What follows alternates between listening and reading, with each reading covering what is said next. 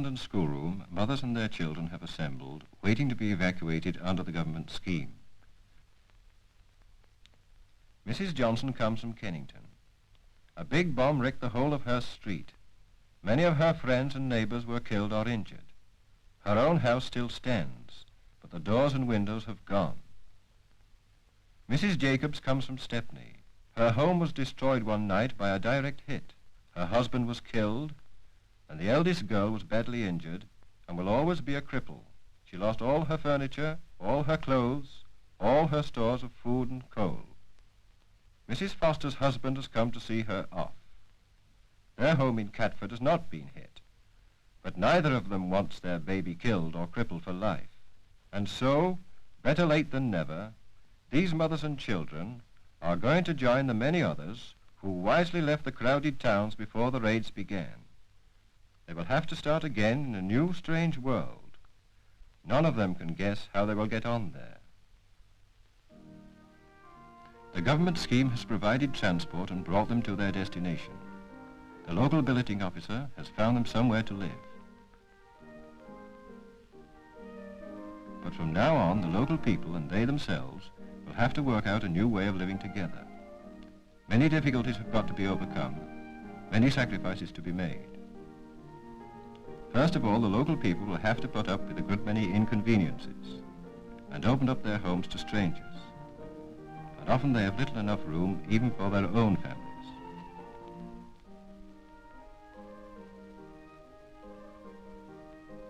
No one of common decency would refuse shelter to bombed out evacuees.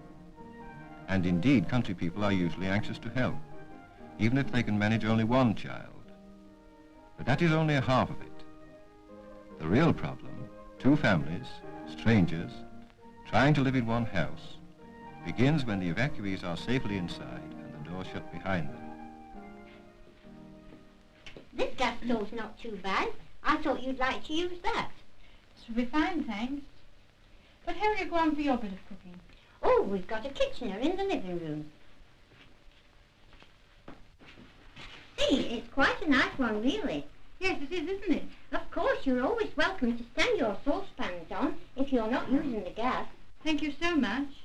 And when you've put the children to bed, I'm sure my husband will only be too pleased for you to come and sit with us of an evening. That's kind of you. It'll be company for me. And so they begin to settle in and work out their new life together.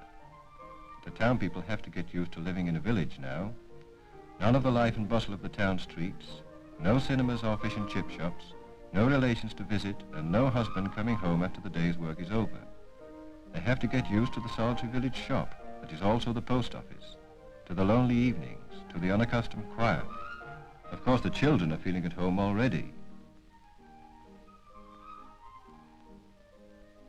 New things to see, new things to do, and new friends to meet. But things are not going so well with the grown-ups. Both town and country people find it difficult to get used to each other. Nerves are getting frayed, as the billeting officer soon finds out. That looks good. Oh, when do that is? It's one of your evacuees wants you. Who'd be a billeting officer?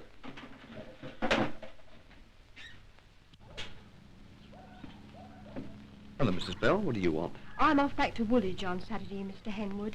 Thanks for all you've done for me and the kids. Why, I thought you hadn't got any doors or windows in the place, Mrs. Bell. Neither have I, but at least it's a place of my own again. What's the matter, then?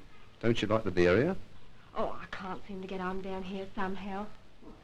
I thought you got on fine, Mrs. Wright. Somebody been treading on your toes? Well, it's like this, Mr. Henwood. Mrs. Wright and I get on very well together. And she's pretty good to me as a rule. Yesterday I came home and found Jimmy crying. And it turned out that she'd taken one of her toys off him for her Alice to play with. And sooner than see my children interfered with, I'm off back to London. Did you have it out with Mrs. Wright? No, what's the use?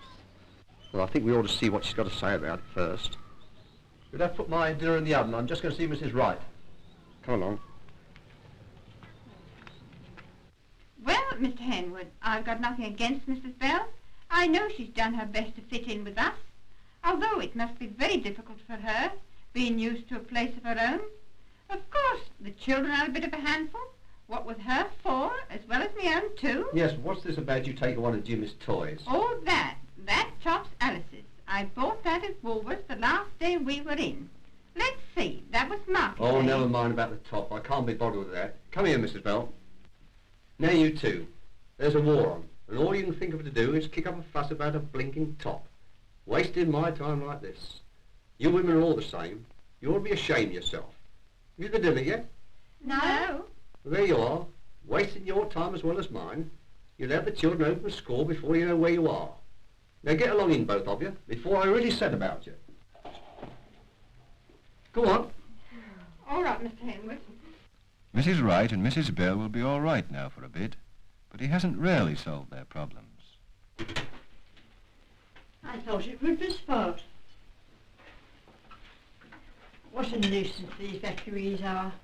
Always causing trouble. Well, it's not really their fault, you know. You've got to remember all this bombing they've been through. We haven't seen it out here. There's hardly one that hasn't lost a home, a friend, a relation's been killed or wounded.